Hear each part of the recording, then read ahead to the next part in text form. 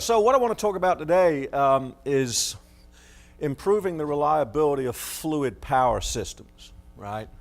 And what we do with fluid power today, if we look at the way we look after them, is not really that good.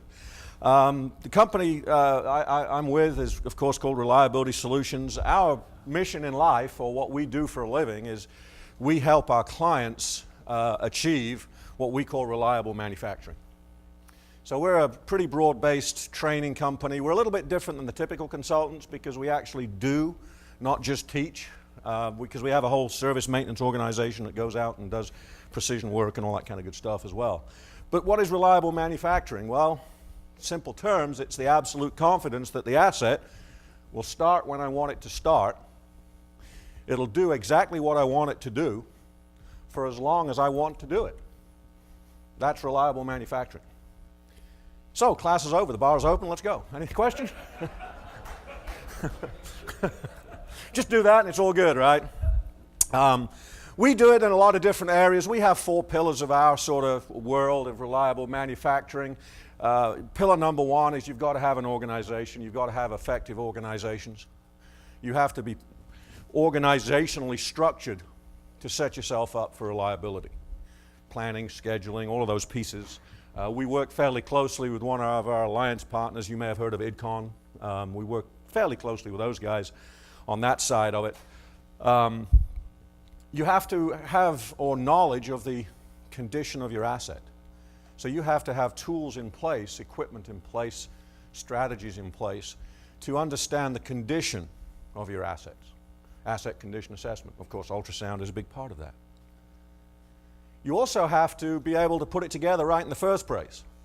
And really that's where our sort of niche in the market, although we're broad, but we're quite well known for the precision maintenance side of it. We have a whole series of classes that deal with alignment and putting machines together the right way. But of course you also have to have process excellence. You can have the greatest mechanics in the world.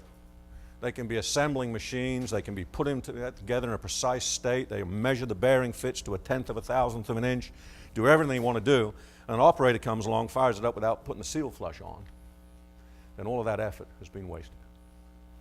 Okay? So you need all 4 segments. But what I want to talk about today, as I said, is fluid power. We'll talk a little bit about what current state is today. I want to get your feedback, find out where you guys are at in the world of fluid power. And again, I'm using fluid power to describe pneumatics or hydraulics. Okay? I want to talk a little bit about what it takes, what good looks like in the world of fluid power. Once we've done that, we'll talk a little bit about how we can apply ultrasound techniques to troubleshooting. So how many of you all have got hydraulic systems? Not everybody. How many of you got pneumatic systems? Yeah, that's a bit more like it, right? Major systems in any industrial plant. And very often these systems are sort of black boxed, aren't they? It's all painted over, there's no dials, there's just this box, there's pipes going in, pipes coming out, and it works. And then it doesn't work. And then what happens? We keep changing parts until it works again. Nobody understands how it works. We just know that if we keep changing enough parts, it works, right? So on the pneumatic side, what are we doing today for reliability? How are we managing? We're using, obviously, ultrasound extensively for leak detection, yeah? We had some good conversation about that this morning. Excellent. External leak detection, huge savings potentially. But what are we doing for the production side? Because are air leaks the only failure mode on a pneumatic system? You have solenoids that stick, cause process interruptions, right? Malfunctioning valves. What do we do with those right now? What are you guys doing? Change them out when they fail, right? So you basically run to failure with all of the consequences depending on the circumstance and the operating context, with all the associated costs involved. What might have been a 3 penny or 3 cent O-ring just cost you $500,000 worth of production. It's a hell of a way to run a business. I used to do a lot of work with Coors when I lived in Denver. We did the work for free. It was just all the beer I could drink. And I think I got the better of the deal. Did some work there at the end plant. It's a kind of interesting place. What they do is they make ends for beer cans and a lot of other types of cans. About 1.6 billion a year. Now what they do is part of this process is it's largely fully automated. So you've got a coil of aluminum coming in, they stamp it, they score it, they seal it and do all kinds of fancy stuff, and they actually have a high-speed camera and a strobe light. It's kind of cool to watch, but it's all completely automated. Pick and place going. Presses running about 360 strokes a minute, right? And there's a big line of them. Well, you can imagine with these aluminum discs, or aluminium for the guys from the other antipodes. And where is the Kiwi? He's over there somewhere. There he is, yes, the aluminium. When this all goes wrong, you've got all these little aluminum-like ninja knives flying everywhere, because you can't stop a press that's running at 360 strokes a minute immediately. So it's just like poof, like this. So this whole process was controlled by a set of pneumatic solenoids, about this by that. And there was probably 120, 130 solenoids on there, electrically controlled, pneumatically operated. So the thing was, when it all went to hell in a handbasket, what they'd do is they would replace that whole board. Now, 140 solenoids meant there was 200 and something connections on the back that had to be made and unmade every time this happened. It was like 4 or 5 hours of downtime and whatever that value was. And that's the way they'd always done it. So we went in there, and actually I think I got a UE100 from Doug, one of the first ones that came out. We taught their operators how to use it. Contact probe.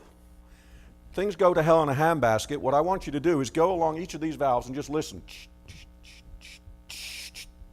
This one sounds different. Change that one valve, please.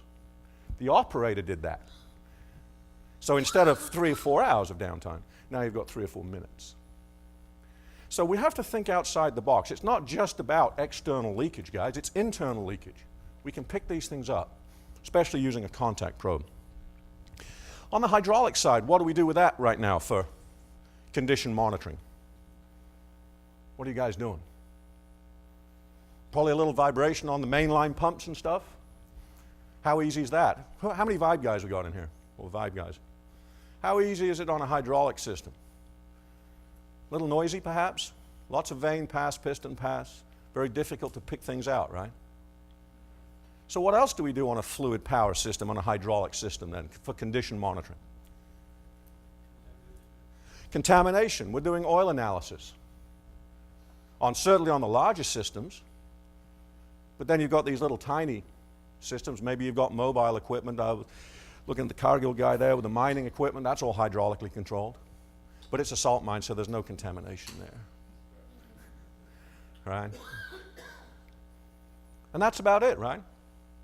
So when the thing doesn't work, the operator says it doesn't do what I want it to do, then what? We start troubleshooting. And how do we troubleshoot?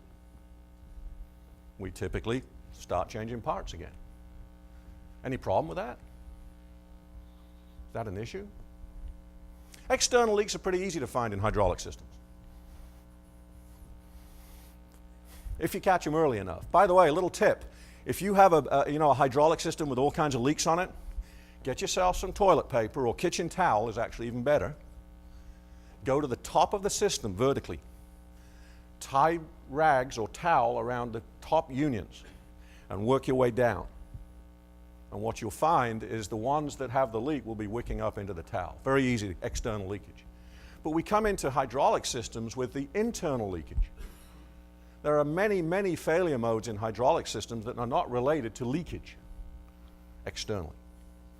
And the problem is, if I've got a manifold block that's this big with about 3 dozen valves in it, which valve's leaking? I may be able to deduce something, right, if I know my system and know which bit isn't working, but they're all interconnected. If it's leaking badly enough, it's going to generate heat. As we'll see in a little bit later, it's a very good troubleshooting tool. If you're dropping pressure across a valve, you're going to build heat. But it has to be leaking badly for that to happen. Minor leaks, which will cause you complete nightmares process and production-wise, go completely unnoticed. So we just keep changing the big block with all the millions of connections and potential for issues as well. So here you go. How many people can relate to this? It's 2 o'clock in the morning. You're scrambling to find yourself a hydraulic pump because this one has failed. Of course, you don't have one because we haven't been maintaining our inventory control properly, right? And the original equipment manufacturer's been out of business for a couple of decades. So you go to that big pile of motors that we saw earlier, and you start digging. And typically out there, you're going to find what you need out in the boneyard. You're going to throw it in, wipe it up a little bit, throw it in, and then wonder why you're doing exactly the same thing 5 days from now. Anybody been in that situation?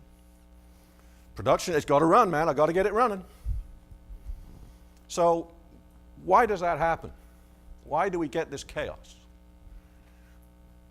It happens in a lot of areas, but particularly fluid power for some reason. Hydraulic systems, we just don't do a really good job of. Very often it starts at the design. Reliability was never sort of thought about. The guy from Motion Industries or whoever it was that built it, the forklift designer, probably was thinking in general terms about reliability, but didn't really know what good looks like. Do we as a client have any say in that? Because, you know, in hydraulic systems, it's often a power pack unit. It's like, you know, plug oil in here, plug electricity in here, hook it up and go. We don't get to look at how the thing's put together, right? It's there to serve, it's a skid unit, typically. And you basically get what the manufacturer gives you. Is that right? For decades in industry, and this doesn't just apply to hydraulics, we have been beholden as users of equipment to the equipment supplier, the vendor of that motor, pump, gearbox, hydraulic system, to tell us how it's supposed to perform. Over the last 15 or 20 years now, we're in a situation where we, as users, because of all the wonderful condition monitoring tools we have, know more about the reliability and the effectiveness of that particular asset, perhaps than the original equipment vendor. Isn't it about time we started saying to the vendor, hey, this is what I want. I want that desk case breather, please, not the usual standard one you put on there. I want to put my fluid power system, and I do not want to use a submerged pump in the tank because every time I have to do anything with a pump, I've now adjust the compensator, I've got to pull the pump out of the tank. I want a proper reservoir. I don't want L-shaped, you know, and all of those things. We need to sit down as customers and define what good looks like. Have we ever done that before? Consciously said, hey, I'm going to buy a new hydraulic power pack for my paper machine. We actually sit down and talk about what it looks like. Who should be involved in that conversation? Engineering, obviously. Who else? Maintenance, absolutely. Operations, everybody basically has a role. And yeah, we can bring the purchasing guys in at the end, but, right? But we need to clearly define what good looks like. If we don't know what good looks like, how can we communicate that to the people we're asking to deliver good? We never take that time. Okay? Past experience goes a long way here. It's amazing the number of times I get on site looking at not just fluid power problems, but all kinds of equipment. And because I don't have the jaundiced, evil past experience, I look at that and say, you notice that noise? Oh, it always does that. Really? That's the first gearbox of that particular vendor I've ever heard make that sound. Oh, no, they always do that. That's what the vendor told us, right? We've all had those types of conversations. So past experience is good. And again, I go back to what the senator put out this morning. Absolutely. You've got to learn from that experience, though. And never accept status quo. That's really the message here. Continuous improvement.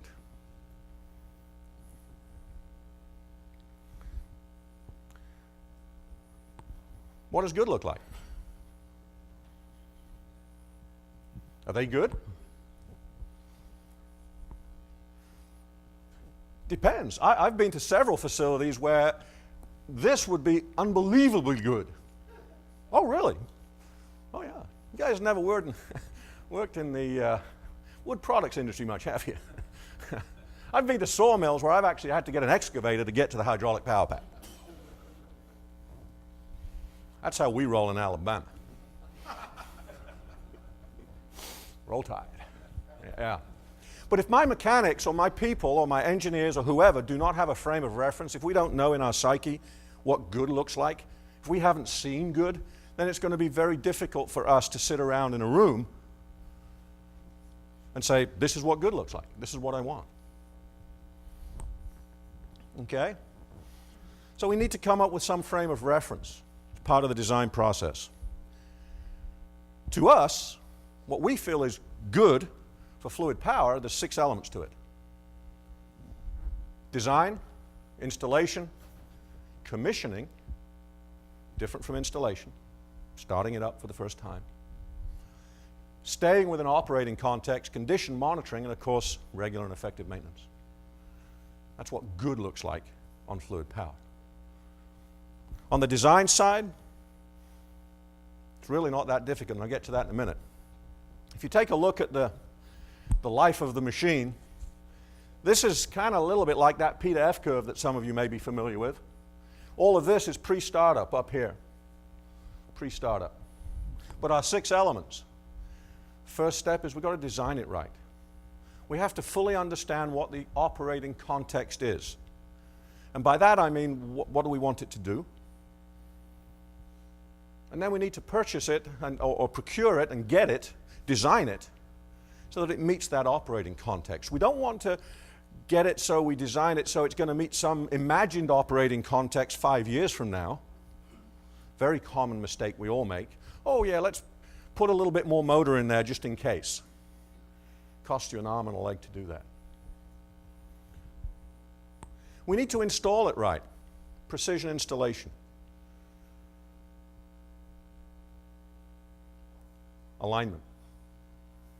When was the last time you saw a contractor doing installation using a torque wrench to tighten hold-down bolts? Things like that. When was the last time you saw a contractor using a torque wrench, period? Unless they're working on their own car. You notice that? Yeah, we can't get guys to use torque wrenches. Oh, no, we can't do that. But if they do any work on their own car, the torque wrenches they got from the plant are actually the ones they use. Commissioning, how you start a machine up, particularly coming out of some kind of maintenance event, is absolutely critical. We start an awful lot of machinery coming out of outages completely unattended, don't we? And I grew up in the Merchant Marine. And although some of the oil tankers I was on, the VLCCs, we used to go unmanned at night. Not on the Brit, well, you'd think so. They were mostly unmanned up there because lights on, nobody home kind of thing. How did you miss that island? But down below, we were completely unmanned. There was nobody down below. It was all automated. There was an alarm box that went to you. And if you were a duty engineer, the alarm goes off, you go down and sort it out. But even though, so everything could be started automatically and would. But under normal circumstances, when I was growing up, we would never even think about trying to start a machine without somebody there. Wouldn't even consider it.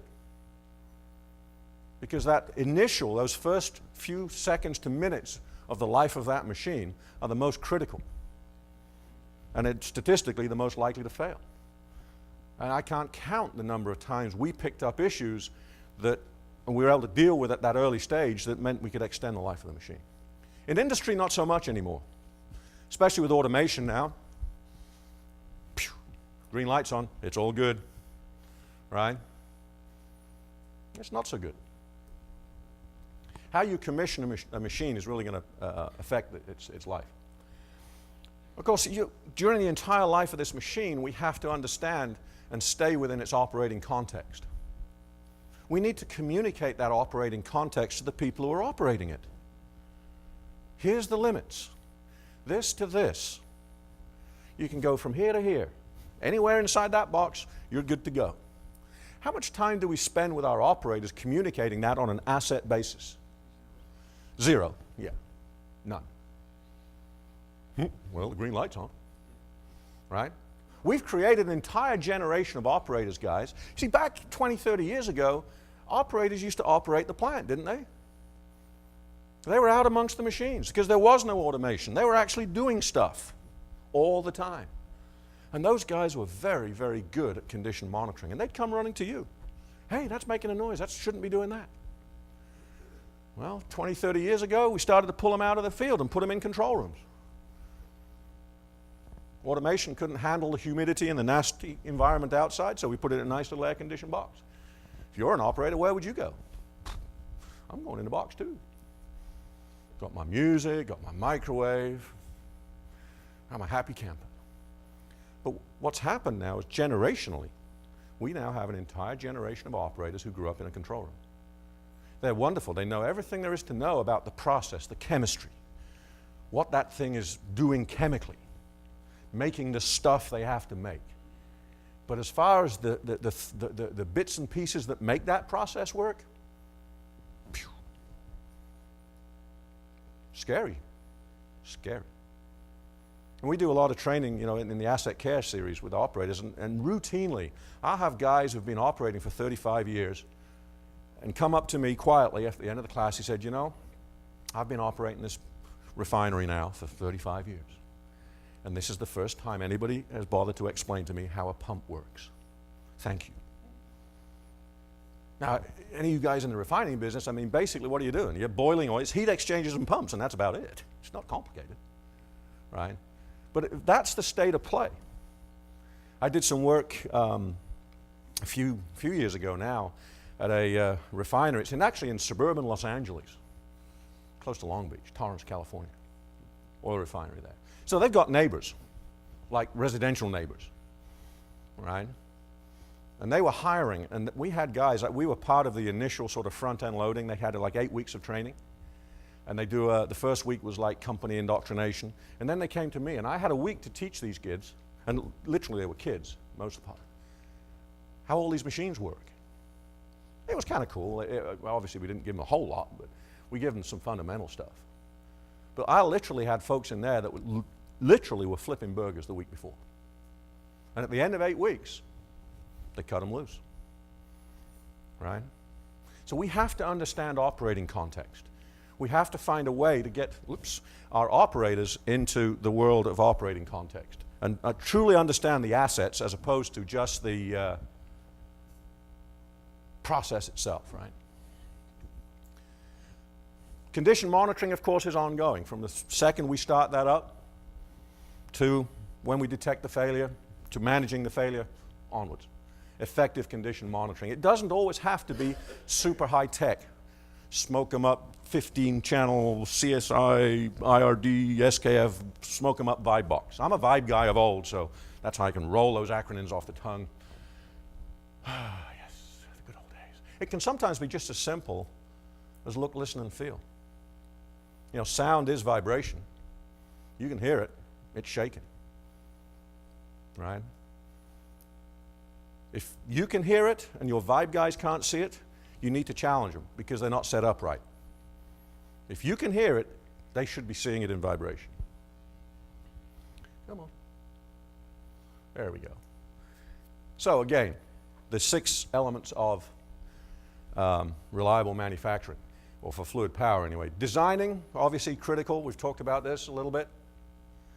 Obviously, we've got to find out what the critical aspects are. Safety, of course, functionality, system performance. How many times, especially on hydraulic systems, who's got hydraulic systems? How many of you guys with hydraulic systems have flow meters installed and functional? Yeah. So how do you know it's working? The old adage of fluid power, hydraulics, flow makes it go. It's got nothing to do with pressure. It's all about flow. Yet there's never a flow meter installed. It's one of those red line items that when you put it in on the initial quote, it gets written off because, oh, we can't afford this $500 flow meter on our $100,000 hydraulic system, right?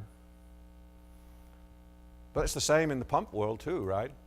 How many local pressure gauges do you have on your rest of your balance of plant? So I send my operator. How many people here have got their operators starting to get involved in doing basic care and rounds and things like that, operator inspections? Yeah? Well, that tells you something right there, doesn't it? That's 2 people. Okay? And how many of those operators actually have gauges to go look at? Yeah. Because it's all very well to teach them to go, hey, go look at the pump. If I don't have a pressure gauge and a flow meter, how do I know if the pump's pumping? Same thing goes in fluid power. One of the things, fluid power, hydraulic guys, because the pumps inherently have a certain amount of noise to them, so they love to put them in enclosures. The enclosure serves two purposes. First of all, it means the rest of the plant is less noisy. It also means that you can't hear it when it's screaming at you saying, I've got a problem. And just in case that wasn't enough, it also makes it nice and hot and toasty. Just the thing you want with fluid power. You got to have it nice and hot. I'm sarcastic. That would be sarcasm. So we enclose this thing, and now, of course, with the OSHA regulations and safety and everything else, if I want to actually open that door to go in there to do some ultrasound or something else, or just look at it or do condition monitoring, it takes 3 acts of God and 400 safety audits. Perimeter guarding. Got a lot of facilities. We do a lot of work in the light industrial manufacturing type businesses. And the new scheme now is instead of having lots of little guards, we'll just put a big old guard around the whole machine. Oh yeah, perimeter guard's great. And you break that line, there's alarms going off and everything else.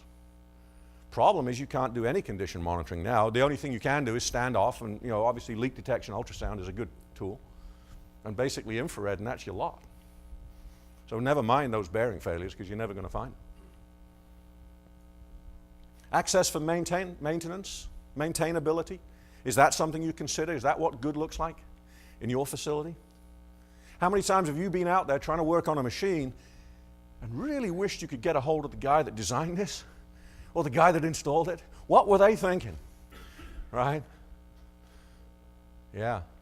Why don't we do that at the design center? Sit around a table and say, hey, that looks good, but you know what? That would suck to try to have to replace that part. Why don't we move that over here? One facility client I've worked with over the years, a chemical company in Arkansas, they had a roadmap for new installation. And the chemical guys would come in and say, I want the pump to do this, this, and this. I need this, this, and the other. A maintenance mechanic had to sign off on it before it would go forward. And the whole idea of the maintenance mechanic was that he can throw the flag and say, hey, you couldn't get to that flange to tighten it even if it did leak. And that's something that perhaps our engineers don't recognize because they've never been there, right? Interesting concepts. So if I'm defining performance in a fluid power system, firstly, flow makes it go. The thing that moves that cylinder is flow. Fluid flow. How fast the cylinder moves is entirely a function of how much flow you have. So when you have a misbehaving piece of fluid power hydraulic equipment and the cylinder isn't going as fast as the operator wants it to, what is the very first thing somebody comes and does? What do they adjust first? Pressure. The fact that it's going tells you you've got pressure, right?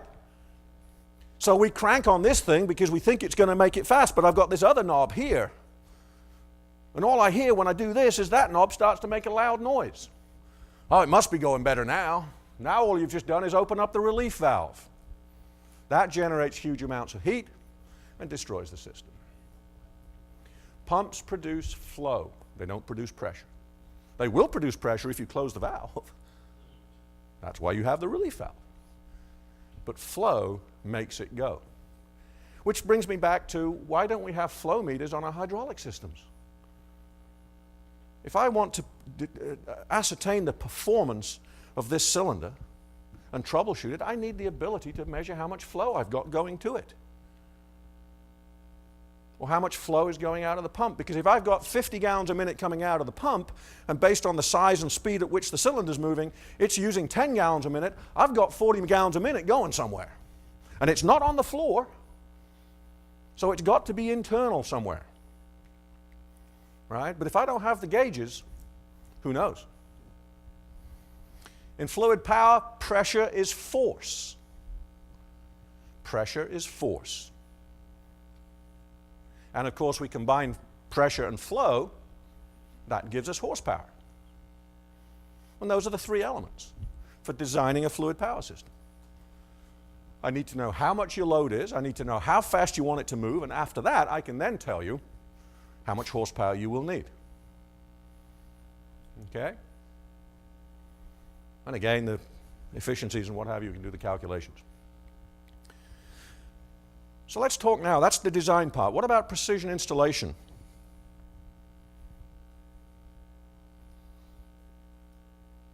How do parts really fail? I think most of us here are probably proponents of condition monitoring. We all recognize that a very, very few of your parts are actually time-based failures, yeah? Everybody recognizes that close to 90, I usually use the 80-20 rule. About 80% of your failures in industry today are random natured. In other words, there is no set fixed time period. It could fail tomorrow, it could fail 20 years from now. That is probably the single biggest paradigm that you have to get over and shift if you're going to move towards a reliability culture.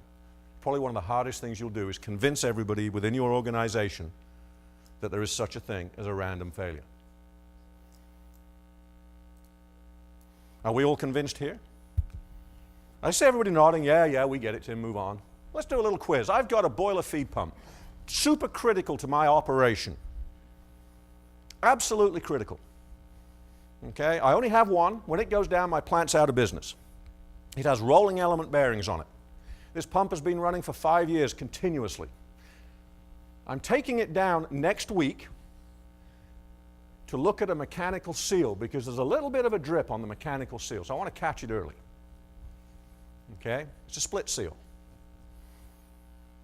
Nothing wrong with the bearings. Vibration done monthly, ultrasound done regularly, oil lubricated bearings, not a sign of a problem. But next week is my 2-week annual outage, and the only time I get to shut this pump down.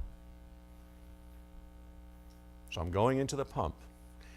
Be honest, hands up, how many people are going to change those bearings, which have been in there now continuously for 5 years? Yeah? So the head says random failure, but the heart is saying what? Age-related failure, because you think mentally that you're closer to failure than you were. And you are closer to failure than you were, but it doesn't necessarily mean it's next. Statistically speaking, rolling element bearings conform to the pattern F failure.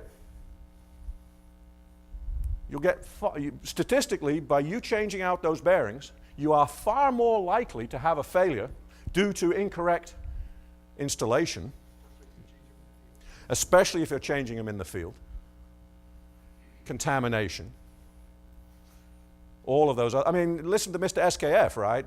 Bearings should be changed under white room conditions.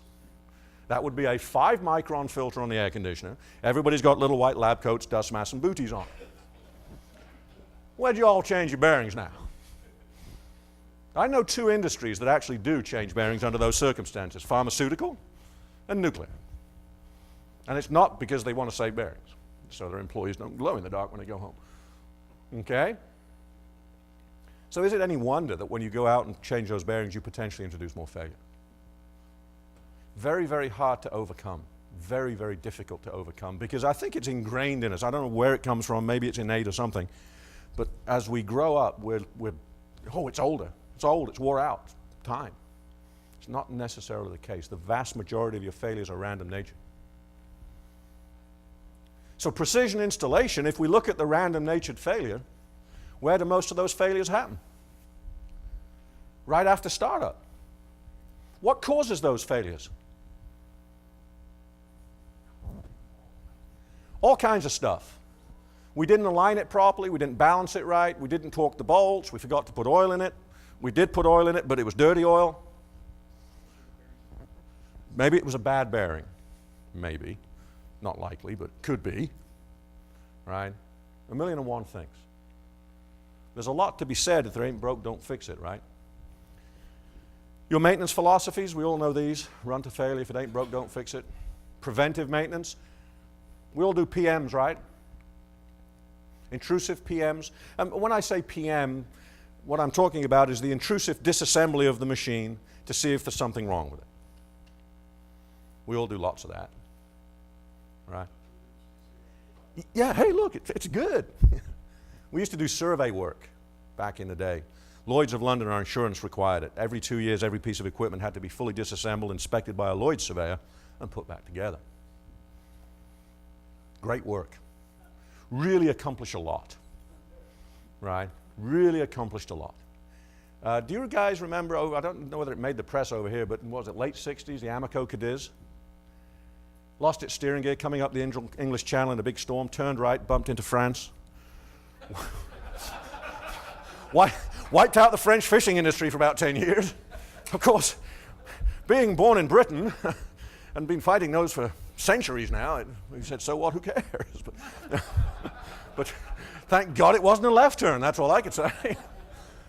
Anyway, that particular steering pump, the long story, a big thing about it, but the initiating factor, or they lost a steering pump, that wouldn't have been a problem because they had complete redundancy. The problem was when they lost the steering pump, it blew the casing apart, which dumped the entire charge of hydraulic fluid into the steering gear. That in itself wasn't a problem because they had an entire charge worth in drums, and as they're pumping it in, you know, the old wooden handle back and forth pump broke the handle.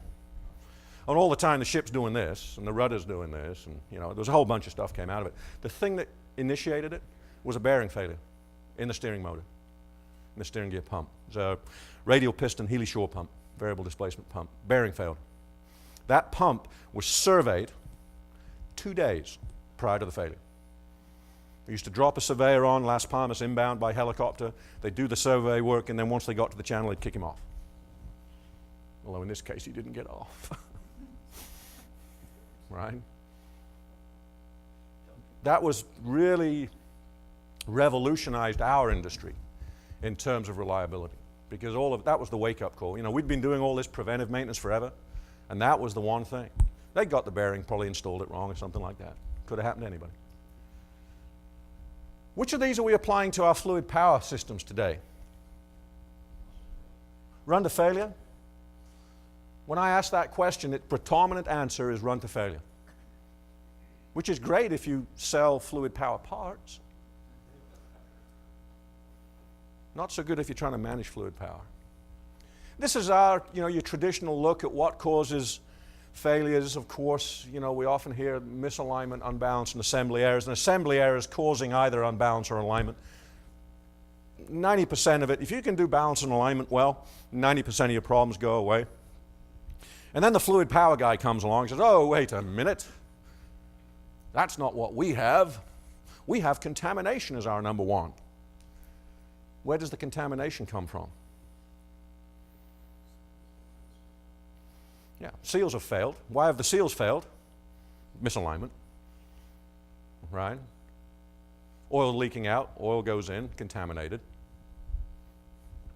One of the things when you start toward the fluid power guys, oh yeah, misalignment. No, it can't be misaligned. No, it's a little hydraulic pump. It can't be. There's no way that could be misaligned because it has a C-face mount. You familiar with these? You see, with that C-face mount, there is no way to misalign it. You just bolt it up to the appropriate torque value. What happens if I don't tighten those bolts evenly or in the right sequence? Even if it was perfect, it is no longer perfect. Oh, and by the way, the manufacturers of those transition pieces here, these pieces right here, are not the same as these guys. This is made by the vendor. This is made by Billy Bob's Machine Shop. And Billy Bob may not be the best machinist in the world. If you are not checking the bore run out of that C-face rabbit fit, register fit, if you are not checking the face run out, if you are not checking shaft run outs, every time you bolt one of these things together, there's a more than good chance that you are misaligned. I've seen motors 30,000ths of an inch out. 158? I see you 158 and raise you 50. Quarter of an inch. Just unbelievable. On verticals, just unbelievable. Lots of assembly errors, and again, probably my pet peeve here is tightening fasteners. In this country, in fact globally, we do a lousy job of tightening fasteners. You cannot tighten a fastener correctly in all practical terms without a torque wrench in your hand. How many times do you watch your technicians using torque wrenches? But you don't have any flanges leaking. And on hydraulic systems, that's a 5,000 psi JIS flange leaking. When was the last time you saw a pipe fitter with a torque wrench? Right?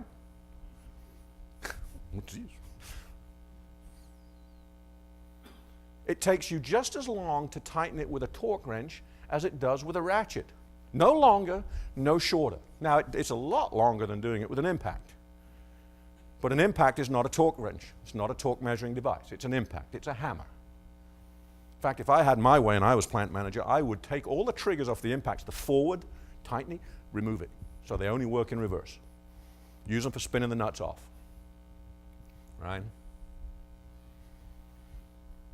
So tightening fasteners is terrible. We just don't do a good job. What about commissioning our fluid power systems? What checks do we do?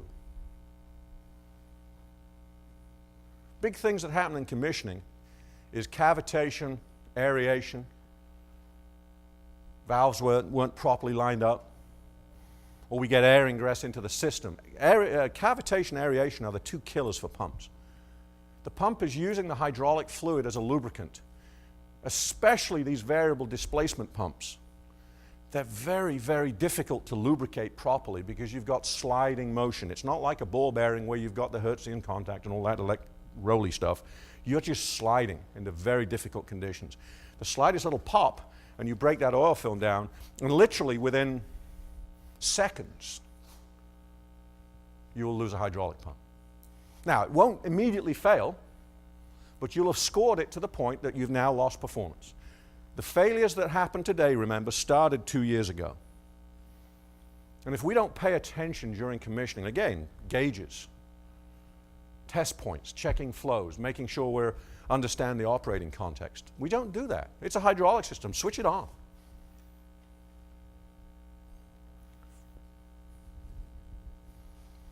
Contamination is certainly a big source of trouble, especially in the more modern systems with proportional control valves and things like that, these Moog valves. Proportional control just means when you push the lever, the further you push it, the more you get, as opposed to just on-off. Well, they require some fairly sophisticated internal porting and controls in the valves with incredibly fine tolerances in it, micron-level tolerances. So your little slug of dirt that you put in there, probably because the new oil you bought wasn't clean, by the way. Don't kid yourself, it's not.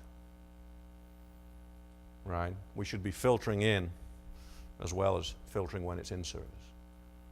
Also, after maintenance, there's people leaving rags. I was interested on the conversation on Teflon tape this morning, and he's quite correct. Teflon tape is a lubricant.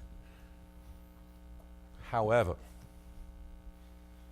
never, ever, ever, ever, ever, ever use Teflon tape on a fluid power hydraulic system.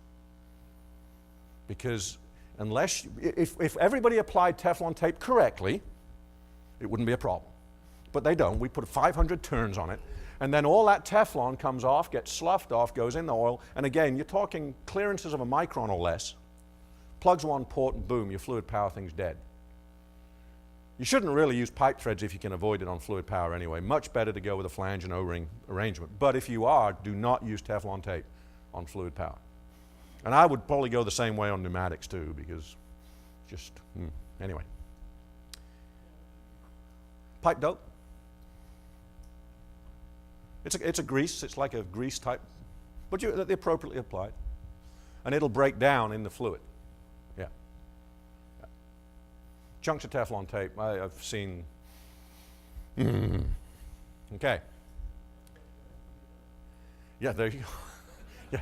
Melt that Teflon right out of there. Absolutely. Yes. Understanding the operating context of your machine and making sure that that is properly communicated. Making sure that the operating context is communicated. I'll say that again. Making sure the operating context is communicated. This is the range. Flows, pressures, temperatures. How do we communicate that now? Oh, they're journeymen. They know what they're doing. Where do we get that? We don't, do we?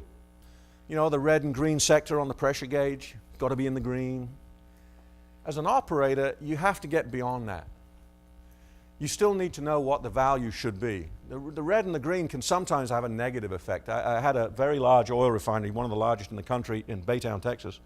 Main air compressor. Anybody here in the oil refining business? The main air compressor basically keeps the catalyst floating in the tower. You switch the main air compressor off, the refinery's off. It's like the on-off switch for the refinery. Refinery on, refinery off.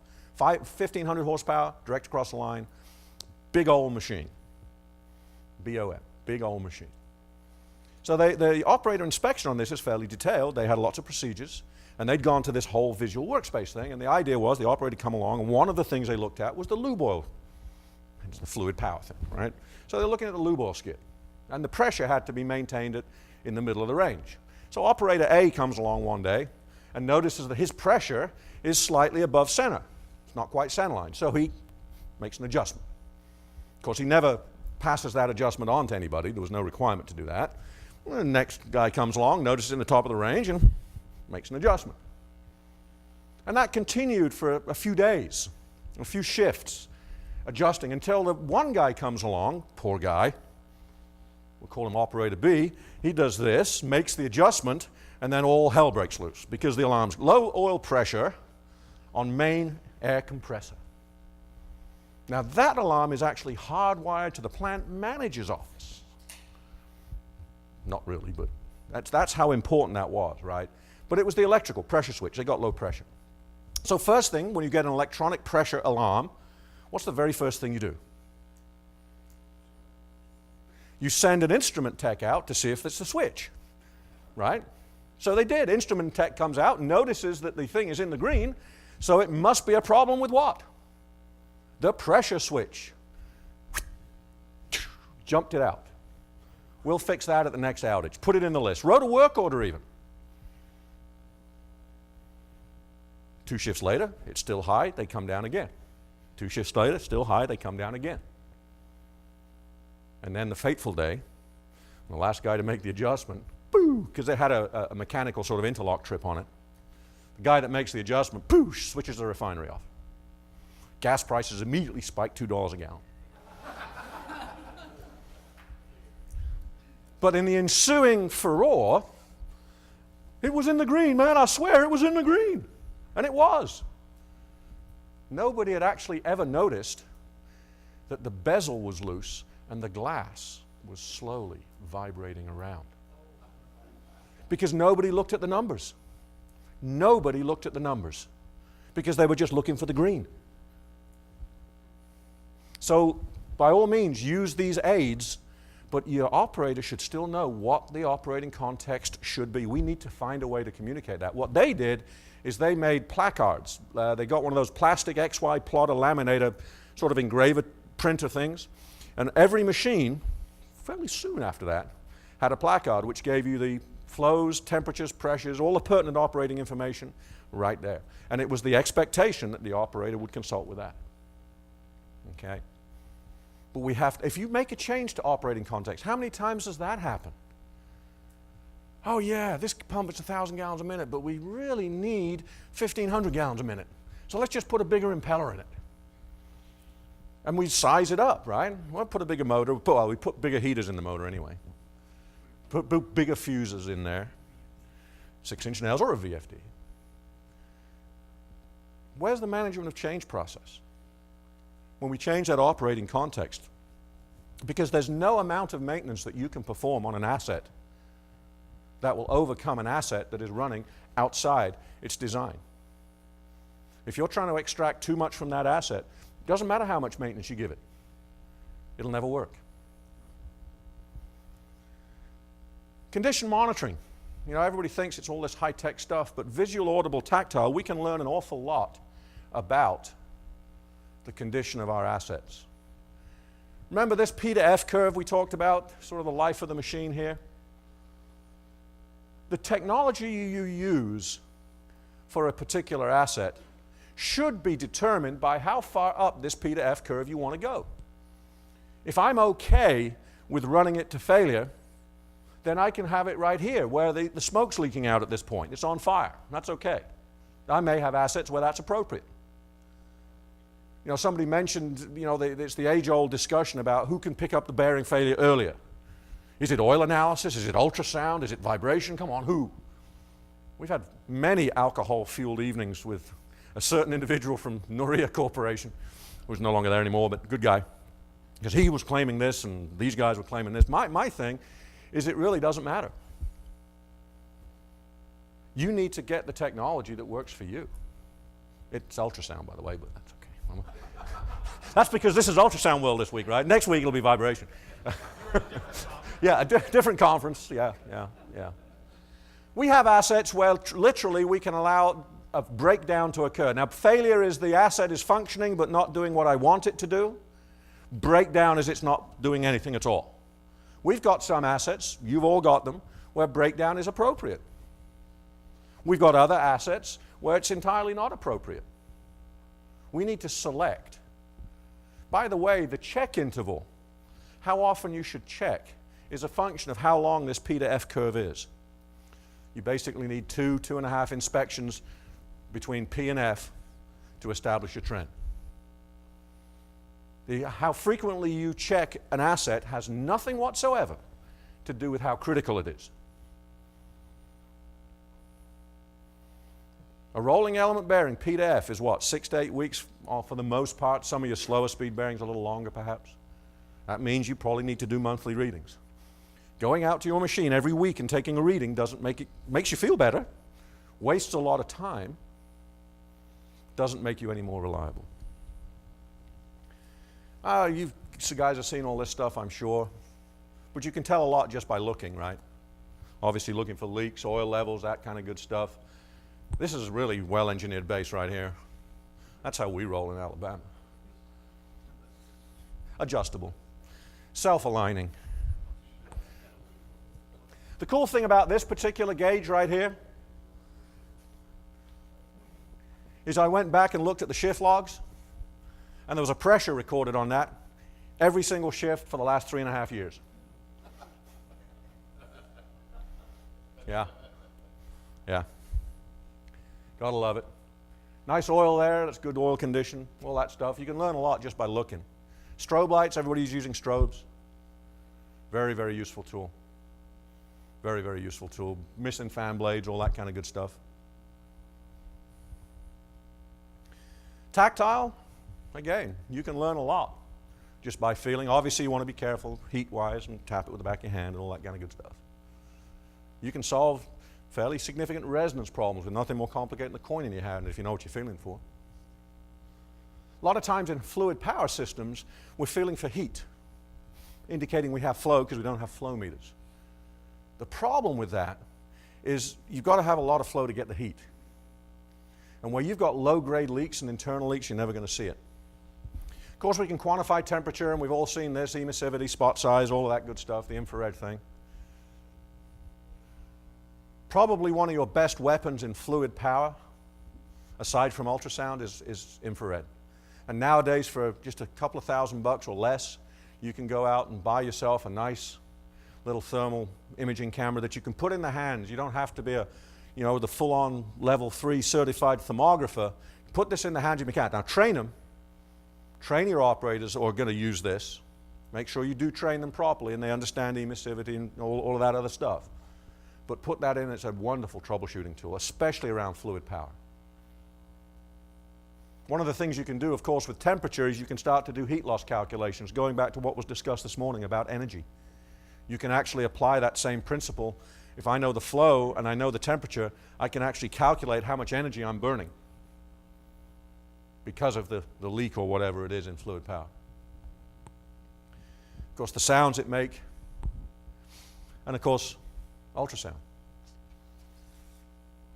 which really hasn't been applied a lot in the world of fluid power. So how do you monitor? What do you monitor on your fluid power systems now? We've got gauges and things, you said, and a couple of you. What about the rest of you all? We're not, are we? We should be. How can you manage it? How can you make it better? How can you improve it if you can't measure it? Right?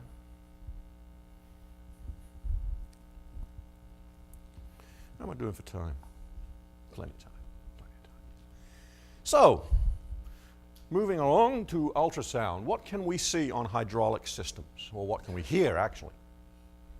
First of all, leakage. Internal leakage in valves, especially valves, creates turbulence. Turbulence creates ultrasound. The real trick in the world of ultrasound is getting to it. Is getting access. Getting close enough to the turbulent area with that probe to be able to pick something up. With these large valve blocks, you need to know what the internals look like. You need to know where the potential leakage sources are. It's like anything. It's like doing a compressed air survey. You need to walk the system down, right? Before you even start doing your survey. The whole kind of gross to fine thing.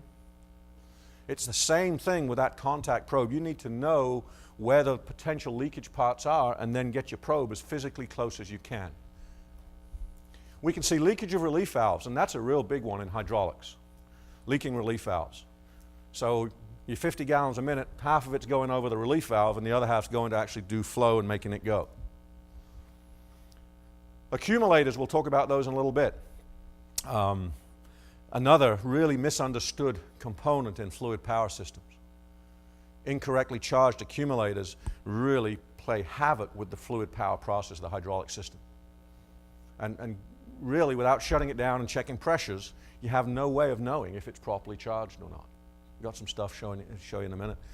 Cylinders, one of the biggest killers on cylinders and rods is misalignment or jackknifing of the rod. Typically, the only way you find out you've got jackknifing rod is when you wear the rod away or you lose your rod seals and have to keep replacing them. Because nobody ever actually bothers to look at alignment. Well, we found that using ultrasound, when a rod is loaded, side-loaded, creates a completely different sound to when it's normally loaded. That's an area I think is very, very big indeed.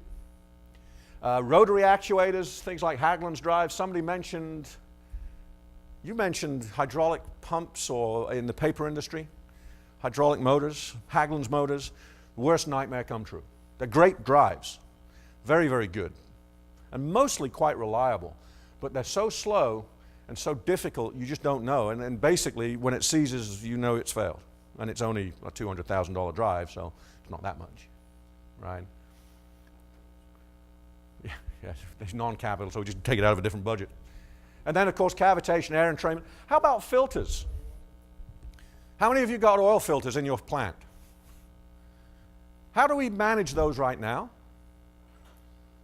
Schedule change out? We change the filters every 3,000 miles or whatever it is, whether it needs it or not. That's pretty expensive, isn't it? How do you know if a filter's functioning or not? Yeah, it's moving. Yeah. You have a bypass indicator on your filters and gauges? Right.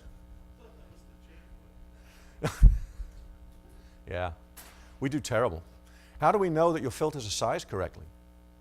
Particularly in hydraulic systems, you may have a certain amount of flow going out, but then a quick retract or something. And so the filter may be functioning in one direction or one part of the cycle, but on the second part there's just so much flow that it's overloaded and the filter's in bypass. And then we wonder why we can't get our contamination levels down. When we do our particle counts and our oil analysis, we just go on, oh, that's always dirty. That's just the way that one rolls. Right? Well, I don't know why we put these 3-micron filters in there, man. Right? Yeah, they've been in bypass since the day you started the machine. So one of the things we can find is, interestingly enough, a filter that is in bypass creates huge amounts of ultrasound on the top of the valve block where the bypass valve is. Valves. Basically, in a hydraulic system, there's 3 main types of valves. You have flow control, pressure control, and then the directional valves, which actually control where the fluid is going. Pressure control valves are basically spring-loaded relief valve type devices. They can be standalone, as is illustrated up here and in this corner up here, wherever it is, over on the right there. They can be part of a block system like this one here. Okay, and of course your directional control valve there is either on-off, make-break, or sometimes proportional. A lot of cranes nowadays, it used to be on-off and it was all how you feather it. Nowadays it's all Moog valves and proportional, which are great until they go wrong. Okay. Basically pressure control valves control pressure, therefore they control the force that you're going to apply to your load. Speed control comes from a flow control valve, the simplest of all of which is an orifice or an adjustable orifice, but now there are different ways of doing that. Not a very efficient way of controlling flow. And then directional valves basically control position. What we found is 40 kilohertz is the magic number for looking at fluid power.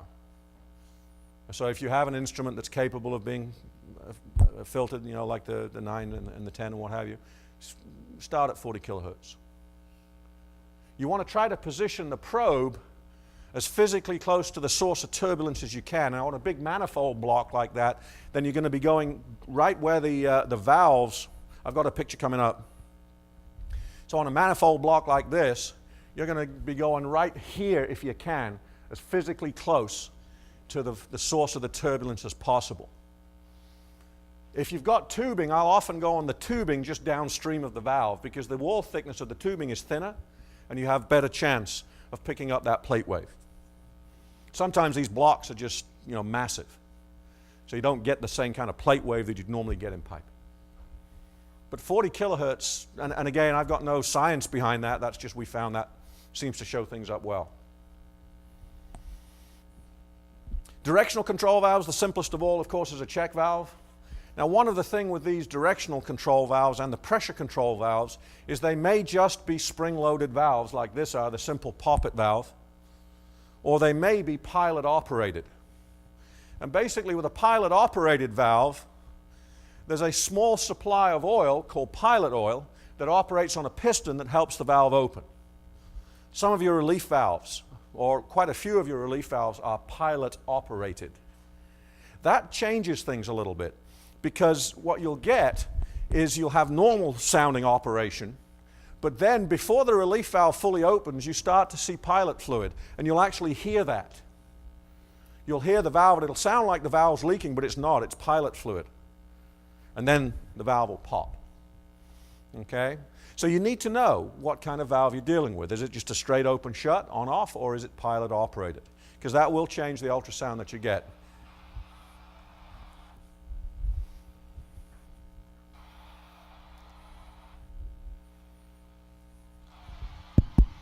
Excellent. We'll try that again.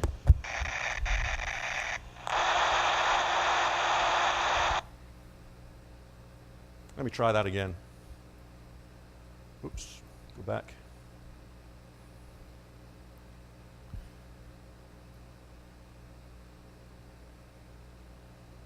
Everybody can hear it. Come on. So this is a directional valve. Open, close. Open, close. Open. Hear the crackling? That's a directional valve leaking across. Now again, you need to know what kind of directional valve you have, whether it's dead-centered or open-centered or whatever. But that was a directional valve that was actually leaking internally between the spools. Okay? Relief valves. Normal operation of a relief valve, when you open it, you're going to hear just a broadband white noise. That's all you're going to hear. Okay? Normal operation. Abnormal, of course, when it closes, you'll start to hear the crackling. Now, the exception to this is your pilot-operated relief valve. You will hear a little crackling going on in a pilot-operated valve as the pilot fluid comes on before the main valve pops. But here's some examples of that.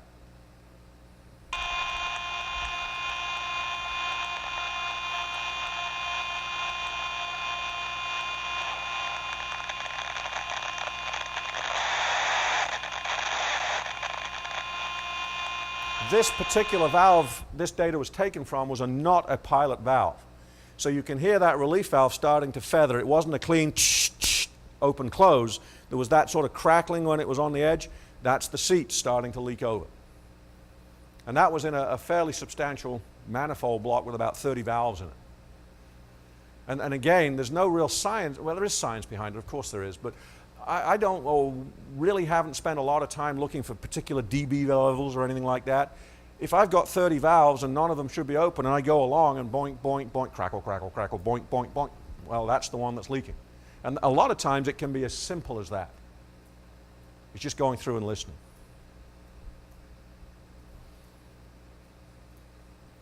Accumulators.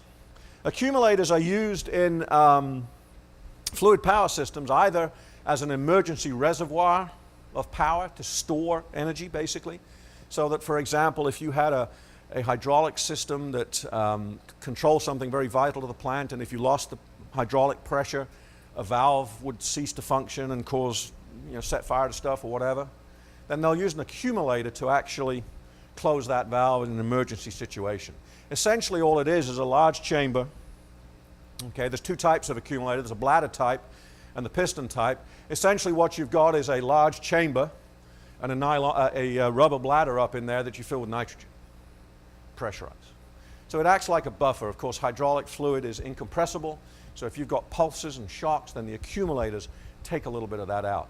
What they'll often do with an accumulator, it's a little bit like an air receiver in a pneumatic system, is it's used to store. So if I've got a process hydraulically that maybe I need to move this actuator real fast in a very short period of time, flow makes it go. So I'd have a 1,000-gallon-a-minute pump, but it only cycles once every 10 minutes. So I'd have 1,000 gallons a minute there going nowhere. So what I'll do is I'll do a 10-gallon-a-minute pump with a 1,000-gallon accumulator. So the 10-gallon-a-minute pump pumps it up, and then the accumulator will actually make this cycle work. Those are the bladder type. The ones that are pictured on the right there, those white ones, are actually piston type. So instead of a bladder, you've actually got a piston in there mechanically with piston rings and seals. So that piston is going up and down as your system cycles. Now you've got something mechanical. And guess what that piston does as it moves? Guess what it creates? It creates ultrasound. You can actually put your probe on the outside and listen, and you'll actually hear that piston go by during operation. Got a couple of examples here of some we found, and again, this was literally, these are usually stored in banks, and this is actually a bank of 4. And I'm just out there listening, and I could hear this one that just didn't sound the same as the others. And through further investigation, we shut it down and found it had no pressure. We then repressurized it, recharged it, put it back into service, and it started sounding exactly like the other. So again, it's one of these little spot the difference puzzles. It's not a, I'm not necessarily taking a dB value meaning this, that, or the other. It's just done by ear. Or not.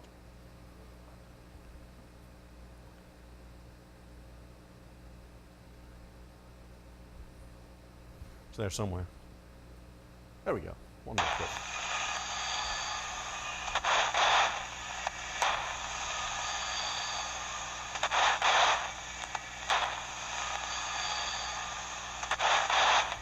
Got a certain rhythm to it. This is the cycling. This is actually a pulp mill.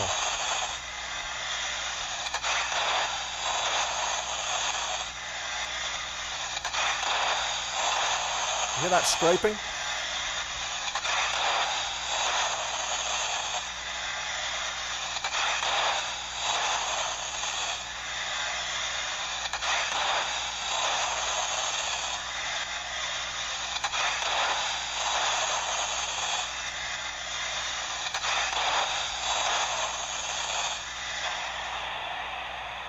Then they recharge it. Same accumulator, same location.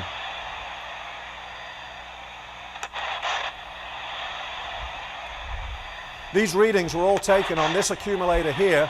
I'm not tall enough, but about halfway up that accumulator in this direction was actually where, using a contact probe, 40 kilohertz, using a 10,000. Clearly a different sound, right? Now normally to check that was a PM they did, weekly. So they take this particular machine out of service, and this is it's a tower in a pulp mill. It's the, what am I thinking? The cooker. What's the thing that, who's from pulp and paper? It's a digester, yes. And this is a device that basically goes up. It's pressure diffuser. That's right, pressure diffuser is what it was. Those accumulators are putting this ram about that big with a big sort of ring, which is probably 20 feet in diameter, pushing it up about 6 or 8 feet in about 3 seconds, because they're trying to stir the chips at the bottom of the cooker. It's basically a big old spoon. Big old blender is what it is. Okay, like a washing machine agitator. You know, the new ones, not the ones that spin, the ones that do this. Basically one of those, but hydraulic. Okay, and so these accumulators, if they lost charge, then they didn't get the correct motion on the diffuser, and was causing all kinds of process-related problems. And you know, they're still making product, but the quality wasn't there. But they take this out once a week. So they take the diffuser down once a week. And I don't know how much that cost them in terms of production, maintenance, and downtime, but it's fairly significant. Yeah. It was several $100,000 a year. Buy several 10,000s for that. Cylinders, again, or actuators, and linear actuators or cylinders, are pretty simple device. And the big failure mode here is leaking seals. So we're talking here the rod seals here on this end, right here. And the biggest cause of leaking rod seals, apart from contamination and not using rod boots to protect them, is of course misalignment of the cylinders.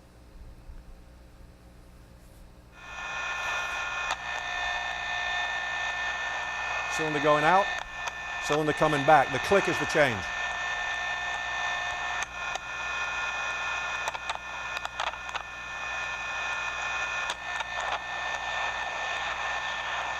You hear that sort of hissing in the background?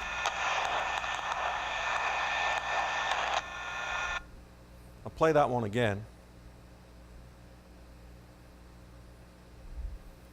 So the clicking is the actuator, the actuation.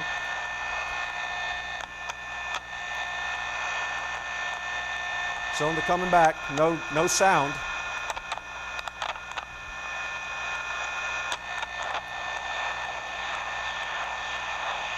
Cylinder go, you hear that sort of rubbing sound? That's a misaligned cylinder, about 25 pounds of side load. We set that up in our shop on one of our fluid powered demonstrators. I was going to bring it down here, but it meant I had to bring the trailer and power supplies. And hotels are really weird about bringing all kinds of oil into their carpet in meeting rooms and stuff. I don't know what the problem is. Our cylinders don't leak. But this was a fairly small cylinder. It's a 1-inch diameter cylinder. And the readings were actually taken, as I said, pretty much right on the end of the head, right about here, perpendicular. Okay? Now I did, when I loaded it, went all the way around, and it didn't seem to make any difference where I was. You know, and I loaded it down like this. I was up on the top. I could still hear it. It's not like vibration where you'd need to be up underneath to really see that. With this, you could get it everywhere. It was putting it up in there. Okay. Also did it out on some real live cylinders and got very similar results. And again, up to now, the only way you know you've got side loading or rod issues is when you end up wiping out the seals. Rotary actuators. These are hydraulic motors, essentially. This is the infamous Haglund drive, used a lot in the pulp and paper industry for very, very slow-turning equipment. Essentially what you have here, actually, let me just pull this up. I've got an animation of how that thing works, which might be better before we even go here.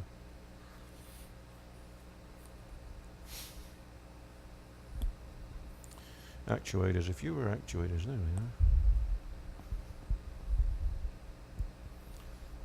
This is actually from Haglund's themselves. There it is. I didn't choose the music.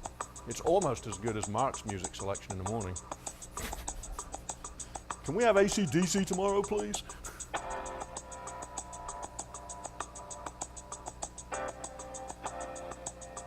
Generically, it's called a radial piston motor.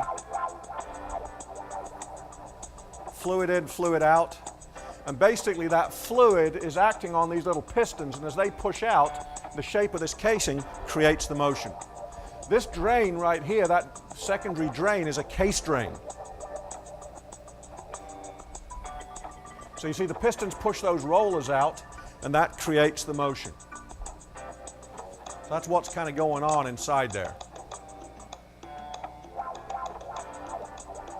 It's important that you have flow through the case drain, because that case drain is basically the lubricant that's lubricating the motor. The problem is, the way you traditionally troubleshoot this is problem inside the here, leakage and internal problems, more flow through the case drain. But that's hardwired. Who knows what's going down the case drain? So you say, well, I'll stick a flow meter on it. Be very careful putting a flow meter on one of these case drains, because if you use the wrong type of flow meter, you will pressurize the casing of that thing, and that will kill it. So you have to do specialty flow meters, and what happens is people grab a flow meter because they were told to, they throw it on there, they blow their Haglund's motor up, and they say, well, we're not going to do that again. So we're still back in the situation you just don't know. So that's the context. Here's what we found.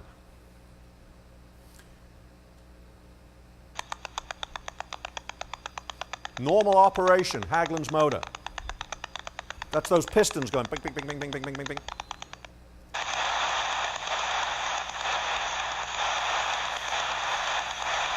Identical size, same motor, or not the same motor, the one next door. You hear all that hissing in the background? So again, I've got 5 of these on a road driving a grate of some sort. 4 of them sound like the first one, click, click, click, click, click, click. I didn't know it was normal at that time. Just different. Number 5 here is just making that noise. So then we go and start playing around looking at case drains, and certainly the last one was completely worn internally. Okay? I haven't tried it with a traditional piston type rotary actuator, but I would anticipate similar kind of results.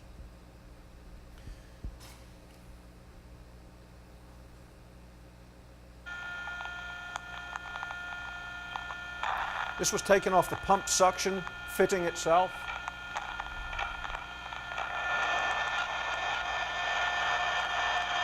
To be quite honest, you don't need ultrasound to tell if your pump's cavitating.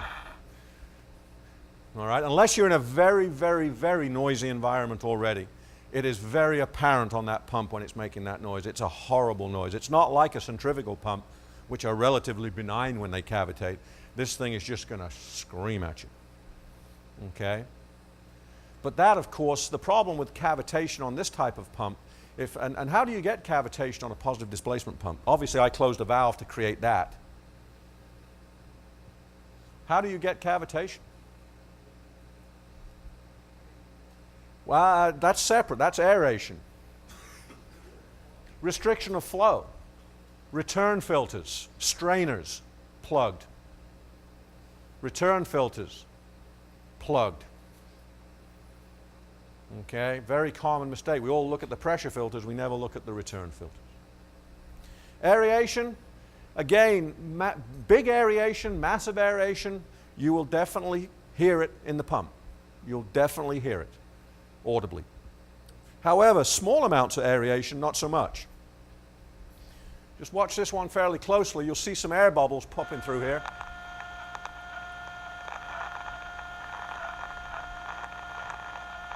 Hear the crackles? Those little bubbles go through there. Now there's enough air, even though that's a fairly minor amount of air, there'd be enough there on a variable displacement pump to seriously damage the slippers, because that lubrication film on the slippers, on the internals of that pump, are absolutely critical. Very, very sensitive indeed.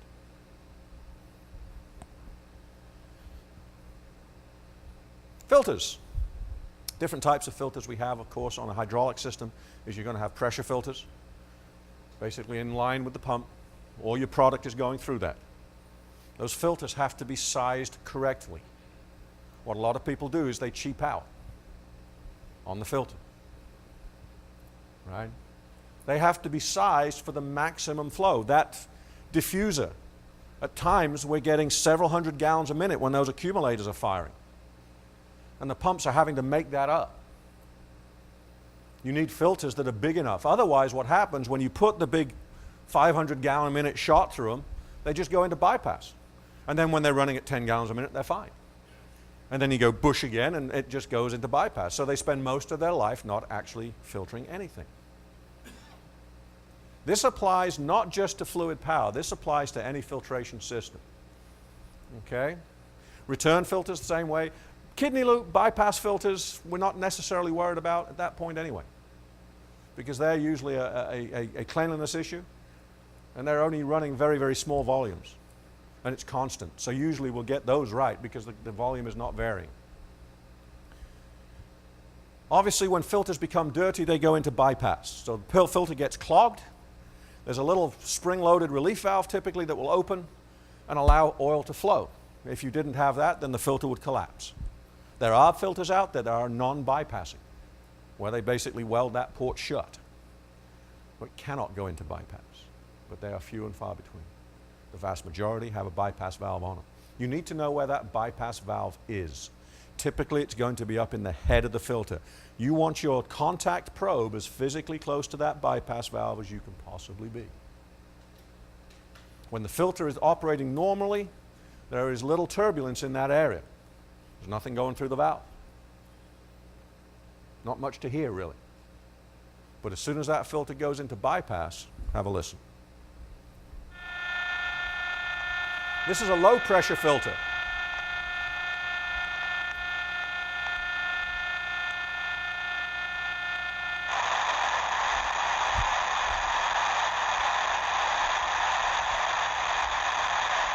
Just go listen.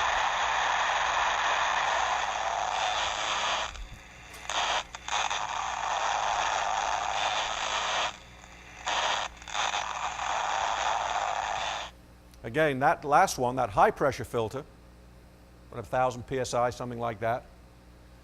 Again, this machine was a bent axis pump, but it was a cyclic type application. And when the thing was actually on stroke and cycling, the filters were overwhelmed. There were brand new filters in there. Brand new. Of course, there wasn't a gauge anywhere to tell you what the differential pressure is or anything like that, because they never are. But those were well, no, they can't be in bypass, man. We just changed it. They were undersized is what they were. So it didn't matter what the dirt load was in the filter. As soon as the system worked, it put the filter into bypass. And of course, once you've figured that out for them and you tell them, they say, oh, well, that probably explains why we can never get the cleanliness levels down on that machine. It's running like it's a hydraulic system with Moog valves and everything. It's running like 20, 18, 17 or something ridiculous like that. Just horribly filthy. So basically, in conclusion, maybe I've got more questions than answers. I'll give each of you a homework assignment. I want you to go back and get your ultrasonic leak detectors out in contact mode. And I want you to go start listening to some hydraulic systems. I think you'll learn an awful lot about their operation. Question? Yes, please. What's the sixth element? The Sixth Element. It was a good movie that had Bruce Willis and what was her name in it? Wasn't it? Oh, Mila. He was a taxi driver or something. I've got good design, installation, commissioning, staying within operating context, condition monitoring. And proper maintenance is the sixth Proper element. maintenance. Proper, Thank you. appropriate maintenance. Other questions? Thanks, Tim. Awesome. All right.